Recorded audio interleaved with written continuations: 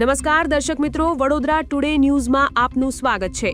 અમદાવાદ શહેરમાં નશીલા પદાર્થોની હેરાફેરી અટકાવવા કમિશનરના સૂચના બાદ ક્રાઇમ બ્રાન્ચ પોલીસે મોટી સફળતા મેળવી છે। ક્રાઇમ બ્રાન્ચના માર્ગદર્શન હેઠળ પોલીસે પેટ્રોલિંગ દરમિયાન બાપુનગર શાહીનગરમાંથી 3 આરોપીઓને ઝડપી પાડ્યા છે। આરોપીઓના નામ સોની બાબુ ઉર્ફે સોની, અબ્દુલ કદીર ઉર્ફે બાબુ અને સદ્દામ હુસૈન ઉર્ફે શોએબ પાસેથી કુલ 6 કિલો 950 ગ્રામ ગાંજો, જેની કિંમત 3,47,500 છે અને અન્ય મુદ્દામાલ મળી કુલ 8,61,000ની કિંમતનો માલ જપ્ત કર્યો છે।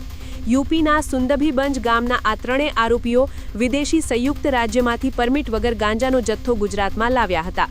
આ મોટી સફળતાથી શહેરમાં નશીલા પદાર્થોની હેરાફેરીના નેટવર્કને મોટો ફટકો પડ્યો છે। આ વર્ષ તમામ લેટેસ્ટ અપડેટ માટે જોતા રહો વડોદરા ટુડે ન્યૂઝ।